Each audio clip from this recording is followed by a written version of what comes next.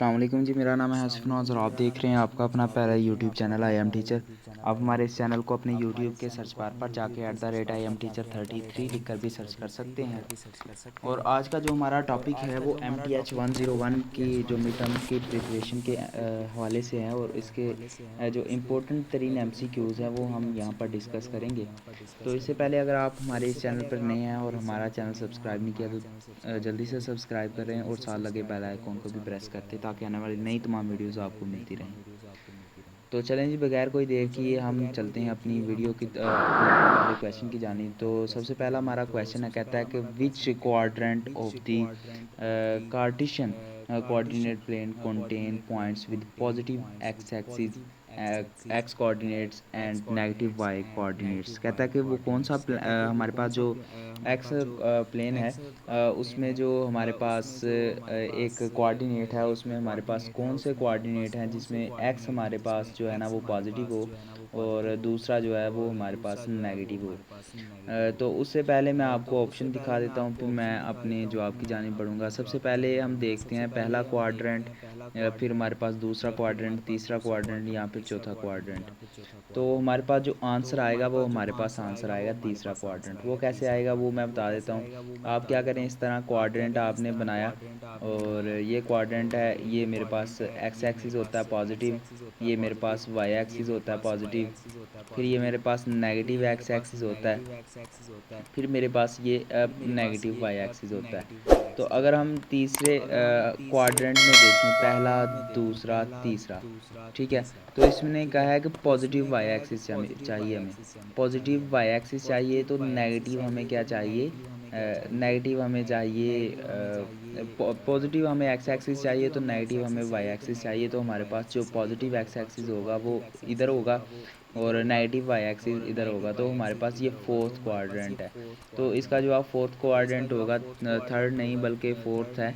तो आपने इसका क्वाड्रेंट जो लगाना है फोर्थ लगाना है। देखें जी, थोड़ी बहुत लिखने में मिस्टेक हो जाती हैं, तो आप क्या इसलिए मैं समझाना शुरू कर देता हूँ ताकि कोई मिस्टेक ना रह जाए। अगर कोई मिस्टेक हो भी तो वो ठीक हो जाए। तो इसका जो जवाब है वो फोर्थ क्वाड्रेंट है।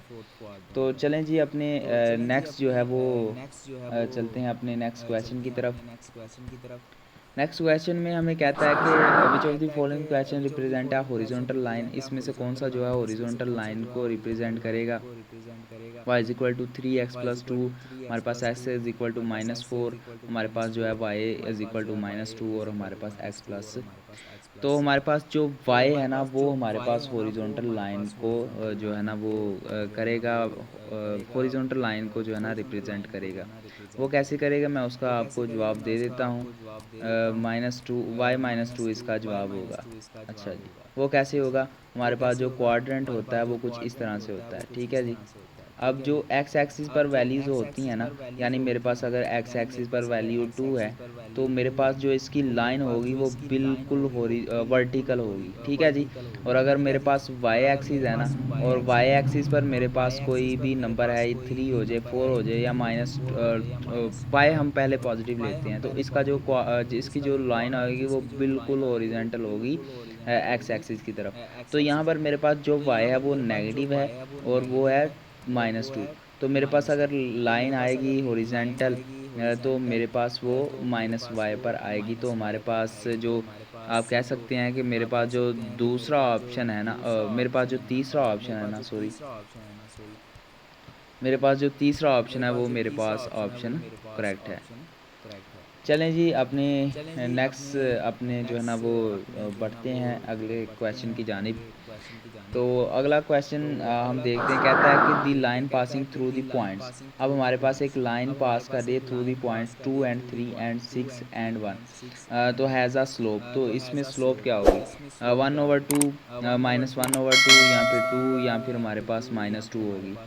तो इसमें जो है ना -1/2 दिया हुआ है, लेकिन फिर भी मैं इसका फार्मूला आपको बता देता हूँ। इसका फार्मूला क्या है, जो स्लोप का फार्मूला है ना वो है m is equal to y2 minus y2 minus y1 over x2 minus x1। तो ये हमारे पास स्लोप का फार्मूला है।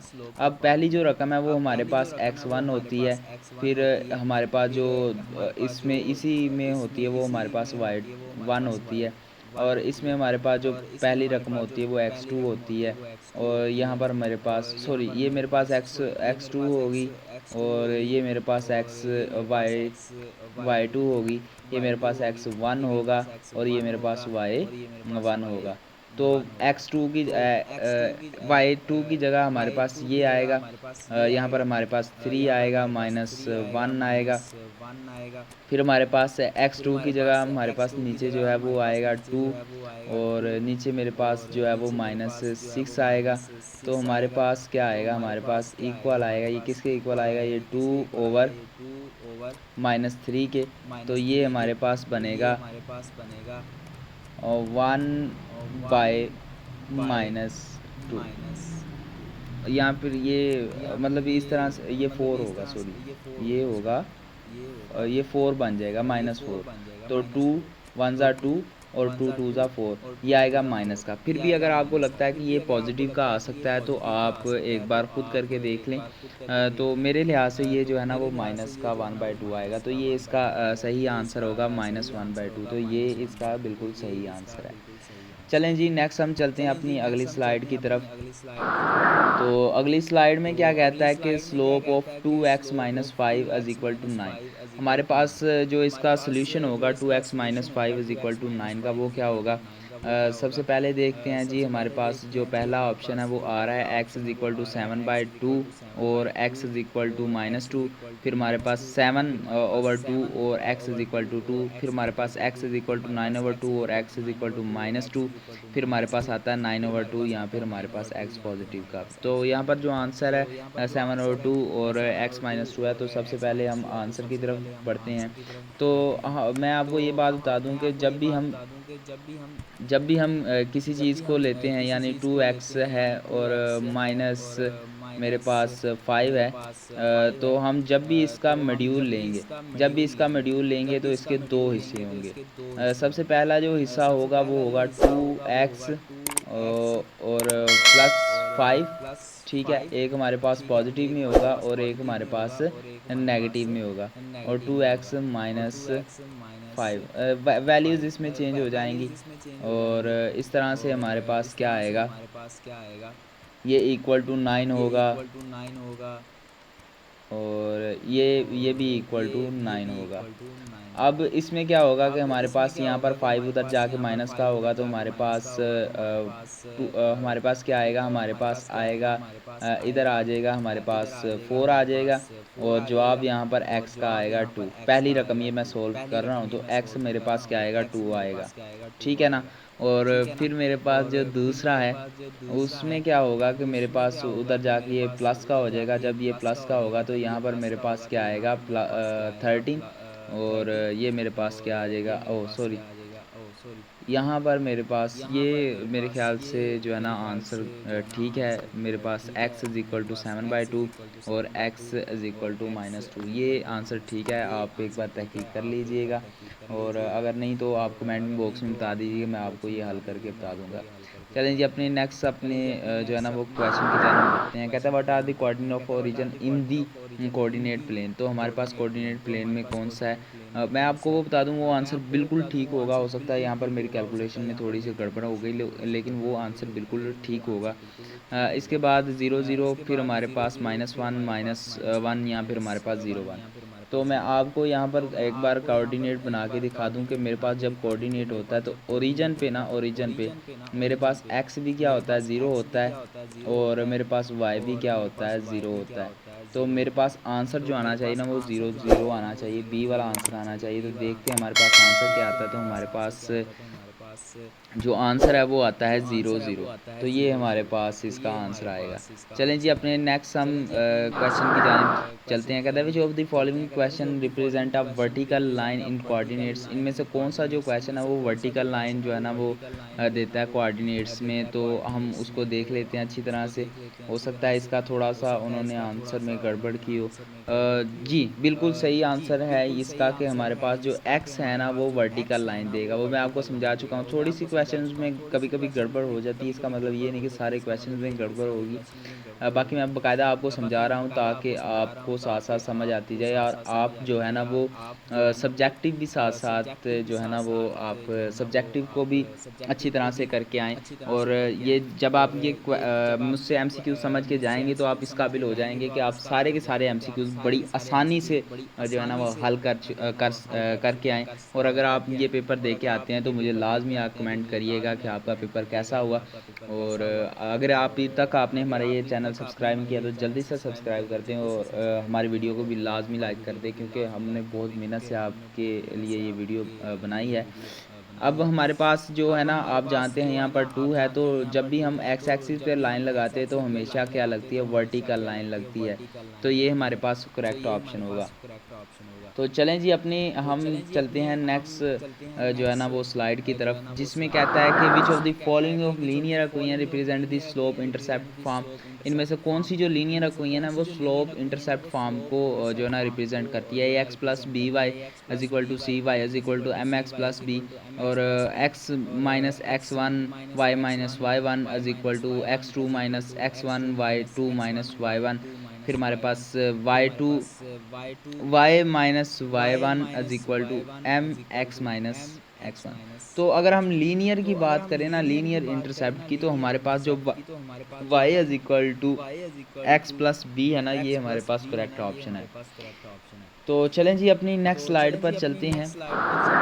Find the slope of passing find the slope of line passing through the points. In points के through जो है ना वो लाइन पास कर रही है, तो आपने इनके जो है ना वो आपने स्लोप फाइंड करनी है।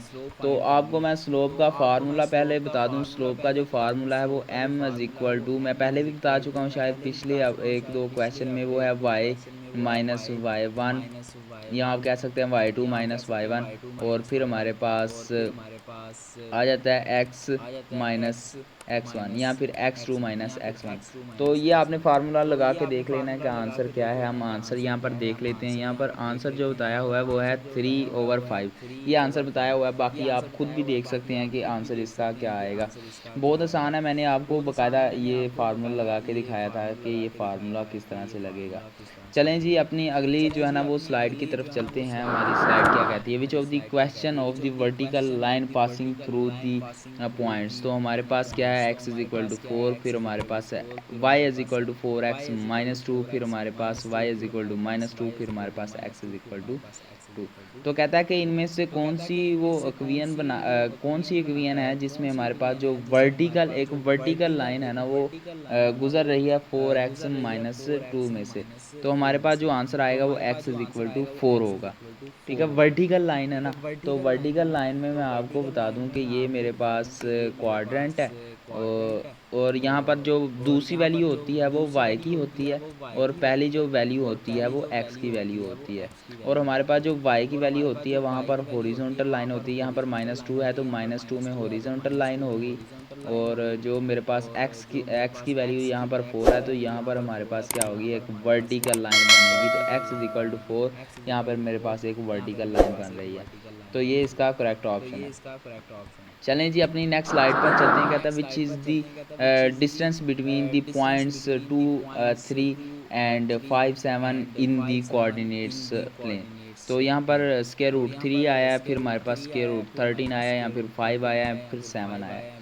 तो इसका आंसर हम देखते हैं, आंसर क्या है। आंसर हमें स्क्वायर रूट 13 बताया हुआ है। मैं आपको इसका भी फार्मूला बता देता हूँ। जब भी आपने डिस्टेंस फाइंड करना है तो आपने लिखना है डी इज इक्वल लिख के आपने स्क्वायर रूट डालना है। फिर आपने क्या करना है कि आपने एक्स टू उसमें जो है ना वो माइनस करना है x1 को, फिर इस होल का लेना है आपने स्क्वायर। ठीक है, जब स्क्वायर ले लेंगे फिर आपने प्लस करना है, प्लस करने के बाद फिर आपने y2 लेना है, और इसमें से माइनस करना है आपने y1 को। और फिर इसका भी होल का स्केयर लेना है। जब आप स्केयर ले लेंगे तो फिर इन दो इसकी भी एक वैल्यू आ जाएगी, इसकी भी एक वैल्यू आ जाएगी, दोनों को जमा करके देखना जो आपका आंसर आएगा वो आपने लिख लेना है। अगर वो उसका स्केयर मुकम्मल है तो स्केयर रूट को ख़त्म कर देना, अगर स्केयर मुकम्मल नहीं है तो ऐसे ही रहने देना। यहाँ पर 13 आया, आप एक बार करके देख लेना। मेरे ख्याल से यहाँ पर 2 और 5 क्या होगा हमारे पास, 5 में से 2 निकलेगा तो मेरे पास -3 आ जाएगा। 3 का स्केयर कितना होता है, 9 होता है। 3 का स्केयर क्या आएगा, 9 आएगा। ये पहला x और दूसरा x2 है। फिर हमारे पास 3 में से 7 निकलेगा तो हमारे पास 4 आ जाएगा। और 4 का स्केयर क्या होता है जी, 16 होता है। तो आप देख लीजिएगा मेरे पास यहाँ पर आंसर क्या आएगा। 16 में से, सॉरी यहाँ पर भी आंसर जो है ना वो मेरे ख्याल में मिस्टेक होगी। 16 में से आप जमा करेंगे ना 9, 16 में आप जमा करेंगे 9 तो मेरे पास क्या आएगा, मेरे पास 25 आएगा। तो 25 का स्क्वायर रूट होता है हमारे पास 5, 25 का स्क्वायर रूट क्या होता है 5। तो मेरे पास आंसर क्या आएगा, इसका 5 आएगा। मैंने आपको समझा दिया है कि यहाँ पर 5 क्यों आ रहा है। आप फिर एक बार देख लीजिएगा इस वीडियो को रिवाइंड करके कि मैंने क्या क्या है। यहाँ पर मैंने x की वैल्यू रखी है जो कि 2 है, फिर मैंने y की वैल्यू रखी है और x2 की वैल्यू रखी जो कि 5 है। तो यहाँ पर मेरे पास जो आंसर बचता था वो 3 बचता था। 3 का स्क्वायर बनता है 9, 3 का स्क्वायर क्या बनता है 9। फिर मैंने 3 की वैल्यू रखी जो y1 थी, फिर मैंने 7 की वैल्यू रखी जो कि 7 थी, और 7 में से हम निकालेंगे 3 तो मेरे पास 4 बचता है। और 4 का जब हम लेंगे स्क्वायर तो वो बनता है 16, वो क्या बनता है 16। अब इन दोनों को हमने जमा करना है। यहाँ पर 16 आया और यहाँ पर क्या आया 9 आया। और जब 16 और 9 को जमा करेंगे तो मेरे पास क्या आएगा 25 आएगा।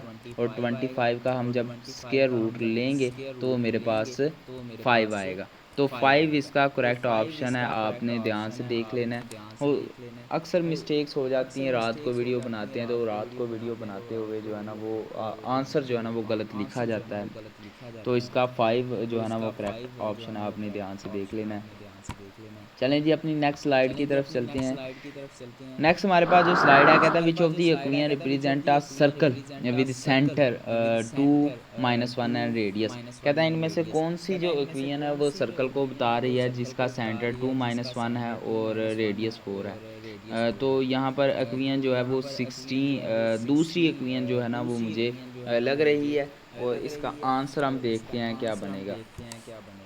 इसका आंसर चेक कर लेते हैं जी, किधर है, सॉरी मुझे एरो नहीं नज़र आ, हाँ ये मेरे पास आंसर है। तो ये बिल्कुल करेक्ट आंसर है। आपको मैं सर्कल का भी फार्मूला बता देता हूँ। जो सर्कल का फार्मूला होता है ना वो होता है R square is equal to, अब इज इक्वल के बाद आपने पाना है एक्स प्लस x1 और उसका square plus y plus y1 और इस होल का स्क्वायर। अब रेडियस जो है वो r को शो कर रहा है और रेडियस की जगह क्या आएगा 4 आएगा और बाकियों की जगह जो वैल्यूज़ हैं वो आ जाएंगी। तो 4 का स्क्वायर क्या हो जाएगा 16 हो जाएगा। और ये हमारे पास जो है ना वो वैल्यू आ जाएगी 16 is equal to y+1 whole का स्क्वायर एंड x+2 होल का स्क्वायर। तो उम्मीद है आपको इस चीज़ की समझ आई होगी यहाँ पर हुआ क्या है। तो चलें जी अपनी नेक्स्ट स्लाइड की तरफ चलते हैं। अगली स्लाइड हमें क्या कहती है, कहता है what are the solutions to the quadratic equation. Quadratic equation के सॉल्यूशन क्या हो सकता है इसमें। कहता है कि x = 2, x = 3, फिर हमारे पास x = -2, x = -3, फिर हमारे पास हो सकता है x = 2 या फिर x = -3, फिर मेरे पास आ जाता है x = -2 या फिर x = 3। तो ये तो यार एक ही चीज़ आ रही है। मैं आपको बता देता हूँ इसमें डिफरेंट नहीं हुआ, थोड़ी सी एमसीक्यूज़ में रद्द-बदल हो गई। मैं आपको बना के दे देता हूँ एक बार जो है ना वो क्या ये फार्मूला क्या बता रहा है। ये फार्मूला है कि x² -5x हमारे पास एक्स स्क्वायर और माइनस 5x है और प्लस क्या है 6 इज इक्वल टू 0। यहाँ पर फैक्टराइजेशन होती है। फैक्टराइजेशन कैसे हो रही है? फैक्टराइजेशन पहली रकम को मल्टीप्लाई करते हैं इसके कोफिशिएंट के साथ, तो मेरे पास 6 आया। तो मैंने ऐसी चीज़ लेनी है जिसमें मेरे पास 6 जो दो रकमों को मल्टीप्लाई करें तो 6 आए और उनको जमा माइनस करें तो 5 आए। ठीक है, तो मैं जब 2 को मल्टीप्लाई करूँगा 3 से तो मेरे पास क्या आएगा 6 आएगा, और जब इन दोनों को मैं जमा करूँगा तो मेरे पास जो है ना वो 5 आएगा। तो 2 और 3 मेरे पास क्या आया, फैक्टर आ गया। अब यहाँ पर एक्स स्क्वायर था, एक्स स्क्वायर यहाँ पर मैं माइनस 3x लिखूँगा, फिर मैं यहाँ पर क्या लिखूँगा माइनस 2x। तो अगर मैं देखूँ तो ये दोबारा 5x बन रहा है, फिर प्लस लिखूँगा, फिर मैं लिखूँगा 6। तो जब इनके फैक्टर्स बनाऊँगा तो मेरे पास जो फैक्टर्स बनेंगे वो बनेंगे x माइनस 3, और फिर इधर जो फैक्टर बनेगा वो -2 बाहर निकलेगा और इधर बनेगा x माइनस 3। अब x-3 में कॉमन आएगा और मेरे पास जो है ना वो x-3 यहाँ पर मेरे पास x-3 इज़ इक्वल टू 0 आ जाएगा और x-2 इज़ इक्वल टू 0 आ जाएगा। तो मेरे पास जो आंसर होगा ना वो होगा x is equal to 2 and x is equal to 3, दोनों मेरे पास पॉजिटिव के होंगे। तो देखते हैं यहाँ पर आंसर क्या लिखा हुआ है। यहाँ पर भी वही आंसर लिखा हुआ है जो मेरा आंसर आया है कि x is equal to 2, x is equal to 3। तो उम्मीद है आपको इस चीज़ की समझ आई होगी। चलें जी नेक्स्ट चलते हैं। What is the definition of function? Function की डेफिनेशन क्या है? Relation between two sets where each element is set is related to multiple elements in the second set. यहाँ relation between two sets where each element in the first set is related to exactly one, या फिर are relation between two sets where each element is in the second set is related to multiple elements in the first, या फिर are relation between two sets where there is no specific relation between the elements. तो हमारे पास जो B वाला है ना जिसमें कहता है कि एक ऐसा रिलेशन दो सेट्स के दरमियान जहाँ पर हर एक एलिमेंट जो है पहले एलिमेंट में वो रिलेट करे एग्जैक्टली एलिमेंट जो सेकंड नंबर पे है। यानी मैं अगर आपको समझा सकूं कि अगर मेरे पास एक ये सेट है, सॉरी मैं इसका थोड़ा कलर चेंज कर लेता हूँ। मैं अगर समझा सकूं कि अगर मेरे पास एक ये सेट है जिसमें मेरे पास x और y है, और मेरे पास दूसरा सेट है जो वो भी क्या होना चाहिए, वो जो भी हो x और y से भी ले लेते हैं। तो मेरे पास जो पहला एलिमेंट है वो पहले एलिमेंट के साथ मिलना चाहिए और दूसरा एलिमेंट दूसरे एलिमेंट के साथ मिलना चाहिए, तो ये सेट होगा। चलें जी, अब अगले हम स्लाइड की तरफ चलते हैं। वीडियो ज़रा लंबी हो रही है लेकिन मकसद है आपको समझ आए। अगर मैं वैसे ही एमसीक्यू सुना के चला जाऊं तो आपको भी कोई फ़ायदा नहीं होगा और इस वीडियो बनाने का भी मकसद पूरा नहीं होगा। तो वीडियो थोड़ी सी लंबी हो, आप थोड़ा सब्र करें, तहम्मुल से आप तहम्मुल का मुज़ाहरा करें, तो उम्मीद है आपके जो सब्जेक्टिव भी हैं सब्जेक्टिव पोर्शन भी साथ साथ हल हो रहा होगा। इसके साथ साथ आप जो है ना हमारा चैनल सब्सक्राइब करें और साथ साथ वीडियो को भी लाइक लाजमी करते जाएं। तो पहला है कि विच इज़ दी इन्फिनिट। अगर हमारे पास जो यहाँ पर लिमिट है वो पॉजिटिव इन्फिनिटी लगाई जाए तो हमारे पास इसका जवाब क्या आएगा? तो मेरे ख्याल से तो इसका जो जवाब आएगा वो पॉजिटिव इन्फिनिटी आएगा। वो कैसे आएगा कि अगर हम लिमिट लगाते हैं फंक्शन पर, मैं यहाँ पर सिंपल आपको बता रहा हूँ कि लिमिट हमने जो है ना वो एक्स क्या रखी, पॉजिटिव रखी। तो ज़ाहिर सी बात है जब मेरे पास 3x में क्या होगा, पॉजिटिव इन्फिनिटी आएगा तो मेरे पास जितनी भी सारी वैल्यूज़ हैं वो क्या आएंगी, वो पॉजिटिव ही आएंगी। तो मेरे पास इसका आंसर क्या आएगा, मेरे पास इसका आंसर आएगा पॉजिटिव इन्फिनिटी। तो चलें जी अपने हम नेक्स्ट जो है ना वो स्लाइड की तरफ चलते हैं। Which is the result of subtracting two functions F and x.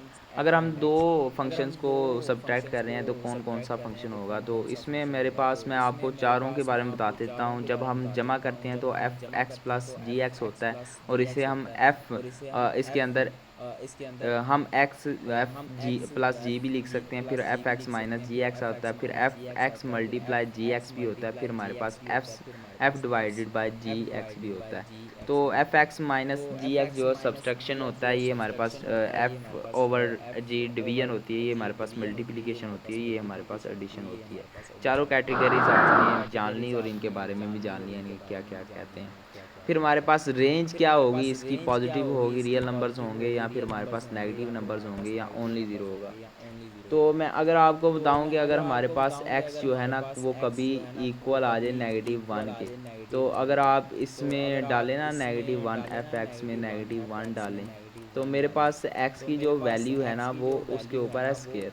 तो x की जगह आएगा -1, और इसके ऊपर जब आएगा ना स्केयर, तो ये क्या हो जाएगा, ये फिर से प्लस का 1 हो जाएगा। तो आप चाहे नेगेटिव वैल्यूज़ डालें, चाहे आप पॉजिटिव वैल्यूज़ डालें, चाहे नेगेटिव वैल्यूज़ डालें, चाहे आप पॉजिटिव वैल्यू डालें, तो मेरे पास आंसर जो है ना वो पॉजिटिव में ही आएगा। तो जो भी आंसर होता है इनपुट के बाद उसे हम रेंज का नाम देते हैं। तो जब रेंज सारी पॉजिटिव है तो इसका आंसर भी क्या होना चाहिए, पॉजिटिव होना चाहिए। तो देखते हैं इसका आंसर क्या है, ऑल पॉजिटिव नंबर्स, तमाम के तमाम जो पॉजिटिव नंबर्स हैं वो ही आएंगे। चलिए जी, देखते हैं कि हमारे पास अगर कोई फंक्शन जो है ना वो कंटिन्यूस है एक पॉइंट पर, उसका मतलब क्या है।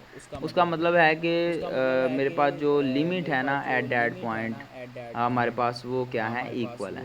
तो मेरे पास यही आएगा डी का कि इसकी जो लिमिट्स हैं ना वो इक्वल हैं। तीन चीज़ें होनी चाहिए, फंक्शन वेल डिफाइंड होना चाहिए पहला, दूसरी बात होनी चाहिए फंक्शन जो है ना उसकी लेफ़्ट हैंड लिमिट और राइट हैंड लिमिट दोनों क्या होनी चाहिए, इक्वल होनी चाहिए। तो अगर फंक्शन डिफाइंड हो जाता है, उसकी लिमिट्स इक्वल आ जाती हैं, तो हमारे पास फंक्शन भी क्या होगा, कंटिन्यूस होगा। तो ये इसकी 3-4 प्रॉपर्टीज़ थी। आगे देखते हैं, limit approaches to X is equal to 2। अगर हमारे पास लिमिट जो है ना वो एक्स अप्रोचेस टू 2 हो, तो हमारे पास आंसर क्या आएगा। इसका देख लेते हैं, थोड़ा सा टिपिकल है कि हमारे पास एक्स जो लिमिट है ना वो अप्रोच करे 2 को अप्रोच करे। तो सबसे पहले देखते हैं कि इसे हम हल कैसे करेंगे। इसे हम हल करने की कोशिश करते हैं। ये मेरे पास जो वैल्यू है ये है एक्स स्क्वायर -4/x-2। जब हम इसमें वैल्यू ऐड करते हैं 2 की, तो ये मेरे पास ज़ीरो हो जाती है, और जब भी वैल्यू जब भी बटे के नीचे वैल्यू ज़ीरो आए तो उसका मतलब है इन्फिनिटी। हम इसमें फार्मूला लेंगे, फार्मूला था एक्स का स्क्वायर हो माइनस बी का स्क्वायर हो, तो वो बनता है एक्स प्लस बी, ए प्लस बी, ए माइनस बी। तो यहाँ पर भी आप देखें तो एक्स का स्क्वायर और यहाँ पर 4 का जो स्क्वायर बनता है वो इक्वल आता है 2, 4 जो है वो 2 स्क्वायर के इक्वल आता है। तो हम इसे 2 स्क्वायर कंसीडर कर सकते हैं। तो यहाँ पर जो वैल्यू आएगी वो आएगी x-2 मल्टीप्लाई x+2। ठीक है जी, x+2, और इसके नीचे बटे में वैसे ही मेरे पास जो है ना वो x-2 मौजूद है। तो x-2 से जो है ना वो कट जाएगा। जब ये कटेगा तो बाकी मेरे पास जो बचेगा वो बचेगा x+2 मेरे पास बाकी बचेगा। और x में जब हम 2 वैल्यू ऐड करेंगे, जब लिमिट हम लगाएंगे तो 2 इसमें ऐड करेंगे, तो 2 + 2 किसके इक्वल होगा, ये हमारे पास 4 के इक्वल होगा। तो इसका आंसर क्या आना चाहिए, इसका आंसर आना चाहिए 4। तो देखते हैं इसका आंसर क्या आता है। तो इसका आंसर जो है वो 4 ही है जी, बिल्कुल करेक्ट आंसर है। चलें जी, अपनी नेक्स्ट स्लाइड की तरफ चलते हैं। हमारी नेक्स्ट स्लाइड क्या कहती है, कहता है what is the limit of the function G X is equal to sine X over 2x। तो मेरे पास ये इसकी जो लिमिट है वो 1 आएगी। देखते हैं जी क्या कहता है कि हमारे पास जो है ना वो 1 आती है। ये एक फार्मूला है कि एक्स साइन के आगे जो हमारे पास वैल्यू है उसके नीचे सेम वैल्यू होनी चाहिए। तो मेरे पास जो आंसर आएगा वो 1 आएगा। चलें जी, नेक्स्ट देखते हैं। इसमें लिखा है which of the following is definition of limit of a function as approaches to x a. इसमें हमारे पास कहता है for every e is greater than zero there exist, हमारे पास जो लैम्डा है वो ज़ीरो के इक्वल हो। तो इसका थोड़ा हाँ जी, आगे हमारे पास for every e is greater than zero, फिर हमारे पास आगे आ जाता है फॉर एवरी ई ग्रेटर। तो हमारे पास जो यहाँ पर ए वाला आंसर है ना वही ठीक है कि हमारे पास जो ई है ना वो ग्रेटर दैन ज़ीरो हो और हमारे पास लैम्डा है वो एग्जिस्ट करे। अगर हमारे पास जो एक्स माइनस ए है वो छोटा हो ज़ीरो से और एक्स माइनस टू जो है वो छोटा हो लैम्डा से, या ज़ीरो छोटा हो एक्स माइनस ए से और एक्स माइनस ए जो है वो लैम्डा से छोटा हो, तो हमारे पास एफ एक्स माइनस एल छोटा होगा एल से। ये आपने रट लेना है, ये एमसीक्यूज बहुत इंपॉर्टेंट है, आपने देख लेना है इसे अच्छे से। चलें जी नेक्स्ट चलते हैं। विच of the following is continuous on it's entire domain. हमारे पास कौन सा जो फंक्शन है वो कंटिन्यूस होगा इसके इंटायर डोमेन पर, तो इसको भी देख लेते हैं। तो हमारे पास जो मॉड्यूल है वो हमारे पास इंटायर डोमेन पर क्या होगा, वो इंटायर डोमेन पर हमारे पास जो है ना आप कह सकते हैं कंटिन्यूस होगा। वो कैसे होगा कि हमारे पास जो मॉड्यूल है ना उसकी हमेशा वैल्यू जो है ना वो पॉजिटिव में आती है, हमेशा जो इसकी वैल्यू होगी वो पॉजिटिव में होगी। तो मॉड्यूल की हमेशा जो वैल्यू है वो हमेशा पॉजिटिव में होगी, तो इसका मतलब है इसमें जितनी मर्ज़ी वैल्यूज़ ऐड कर दें, -2 ऐड कर दें, -1 ऐड कर दें, -3 ऐड कर दें, तो इसकी जो रेंज आएगी ना वो रेंज हमेशा पॉजिटिव आएगी। तो रेंज हमेशा पॉजिटिव आएगी तो इसकी इंटायर जो डोमेन है ना वो क्या होगी, कंटिन्यूस होगी। और इसकी हमेशा अपनी जो डोमेन होती है वो कंटिन्यूस होती है। अगर इसके रिलेटेड सवाल आया या मैंने सब्जेक्टिव अपलोड किए तो मैं उसमें आपको इसे अच्छी तरह से समझा दूंगा कि इसका फिनोमेना क्या है। थोड़ा सा डिफरेंट है, थोड़ा सा डिफ़िकल्ट है, लेकिन आसान है।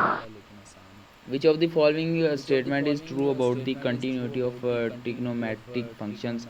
इसमें हमारे पास जो करेक्ट ऑप्शन है वो मेरे पास करेक्ट ऑप्शन है जी ए वाला, कि all trigonometric function are continuous on their entire domain. फिर हमारे पास नेक्स्ट आ जाता है कि what is the limit of function G X is equal to 10x as X approaches to x/90। तो हमारे पास अगर 5/2 पर पहुँचे हमारे पास 10x, तो इसकी जो वैल्यू होगी वो अनडिफाइंड हो जाएगी। वो कैसे जी, π/90 जो है वो इक्वल होता है π/2 जो है वो इक्वल होता है 90 के। तो अगर आप अपने कैलकुलेटर निकालने की ज़हमत करें और लिखें 1090, तो 1090 हमेशा क्या होगा इन्फिनिटी होगा। तो 1090 हमेशा किसके इक्वल होता है, वो इन्फिनिटी के इक्वल होता है। तो हमारे पास आंसर भी क्या आएगा, अनडिफाइंड आएगा। अनडिफाइंड का मतलब है इन्फिनिटी, जिस नंबर का हमें पता नहीं है।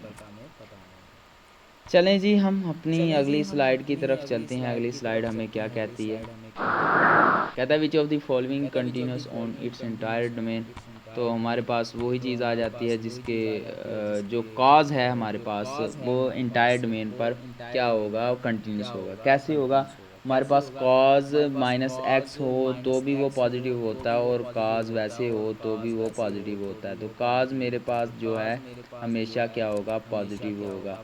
कॉज -x हो तो वो इक्वल होता है किसके, कॉज पॉजिटिव x के।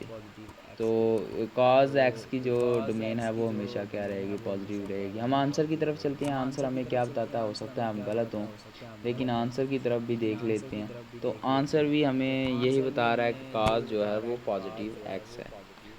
चलें जी अपनी नेक्स्ट हम चलते हैं। कहता है which of the following represent the average rate of the change of F X over the intervals of A B.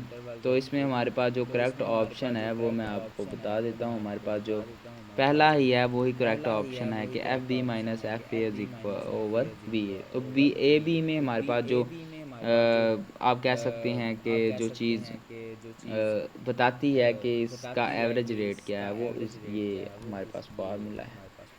चलें जी हम नेक्स्ट चलते हैं। कहता है what is the derivative of function. Derivative क्या होगा इस फंक्शन का, आपने इस फंक्शन का डेरिवेटिव बताना है 15 और हमारे पास वगैरह वगैरह। तो मैं आपको डेरिवेटिव लेना थोड़ा सा सिखा देता हूँ, टाइम काफ़ी हो गया तो फिर भी मैं कोशिश करता हूँ कि आपको जितना हो सके कवर करवा सकूँ।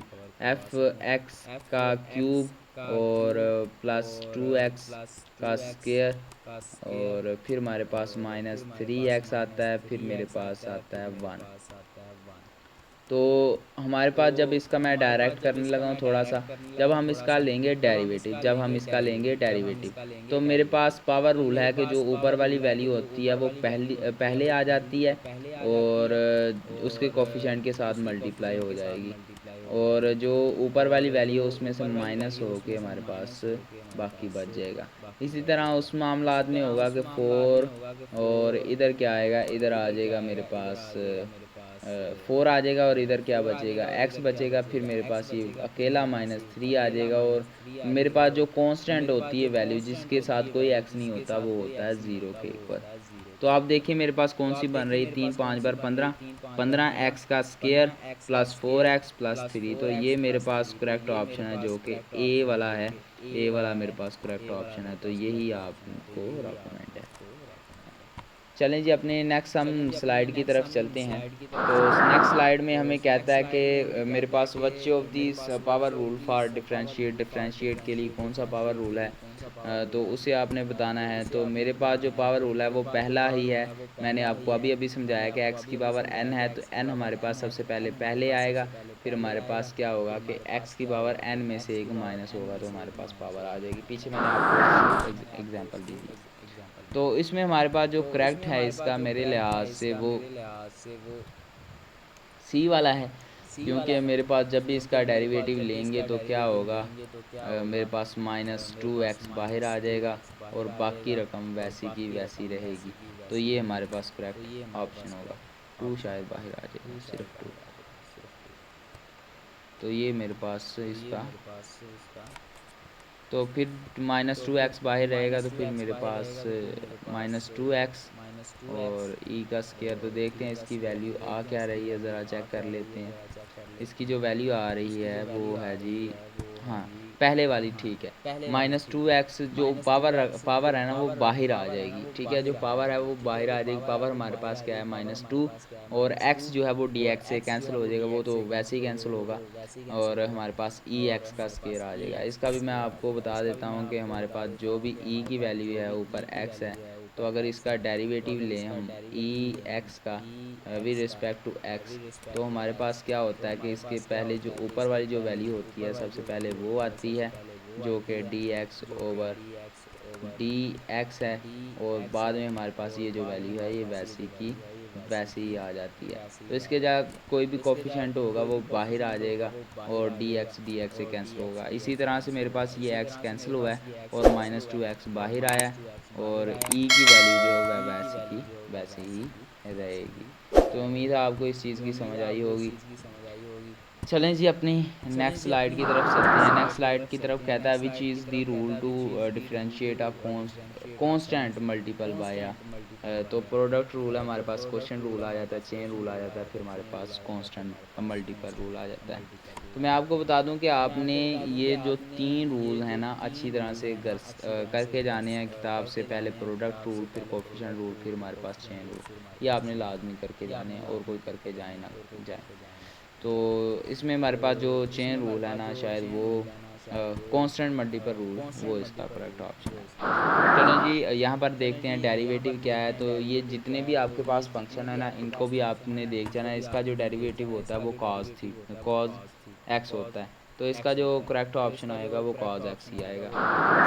फिर हमारे पास जो cos 2x का जो डेरिवेटिव होता है वो सॉरी मैं आपको दिखा दूँ, पीछे चला जाऊँ, वो मेरे पास होता है -2 sin x 2x। ये आपको ज़ुबानी रटना पड़ेगा, इसका प्रूफ वगैरह है लेकिन अभी इतना टाइम नहीं है।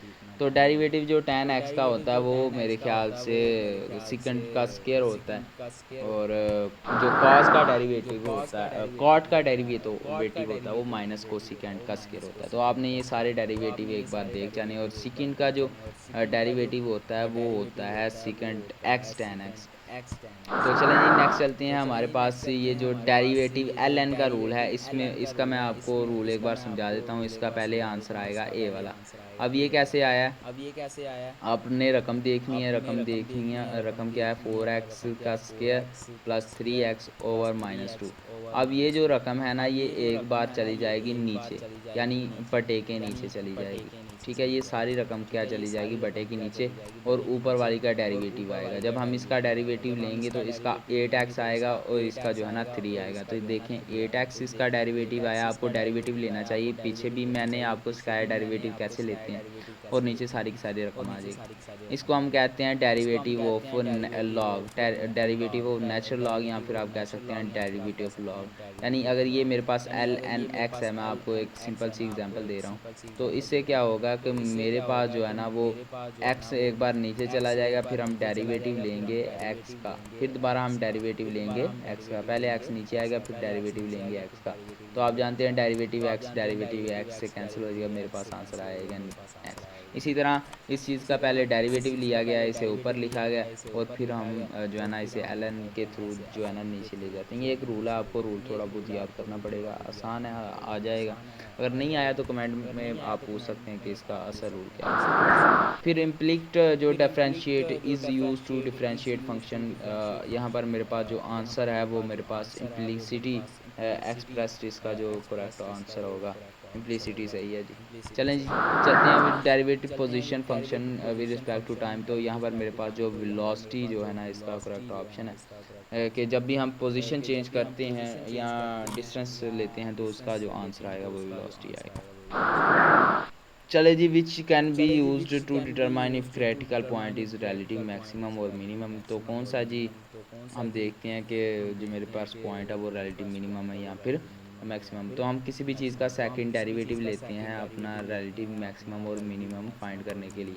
अगर हमने इसका जो है ना वो लिया है पहला डेरिवेटिव, तो ऐसे आएगा, और फिर अगर हमने दूसरा डेरिवेटिव लिया तो दोबारा डी एक्स और डी और वाई लेंगे, और इस तरह से हमारे पास आएगा।